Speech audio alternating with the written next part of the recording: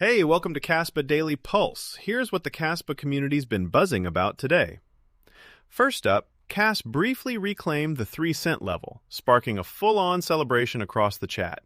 Community members reported Kaspa outperforming Bitcoin and several other coins during the short move, while its market ranking climbed to around 79. For a moment, the mood flipped from pure despair to Poompa and moon boots. The excitement cooled quickly, though, as KAS slipped back near 2.9 cents. Still, volume was reported up roughly 75%. The big technical focus is now the monthly close.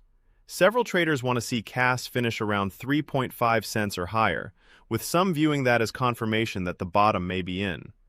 4 cents remains the key battleground.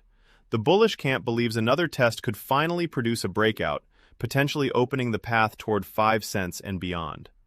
Others expect a slower recovery and continued accumulation between 3 and 4 cents.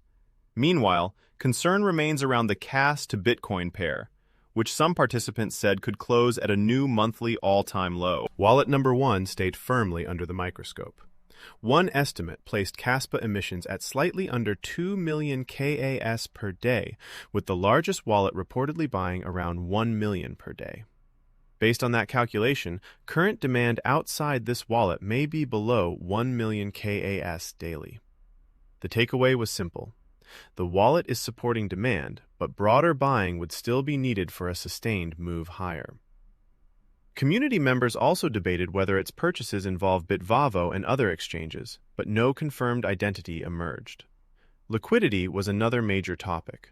Participants described KAS as extremely thinly traded, with one buyer claiming their own orders moved the price by 3 to 4% and triggered apparent arbitrage activity. Reported hyperliquid open interest was only about $1 million, compared with $30 million for SUI. That low liquidity cuts both ways. Sellers can hurt the chart quickly, but meaningful new demand could also move KAS surprisingly fast.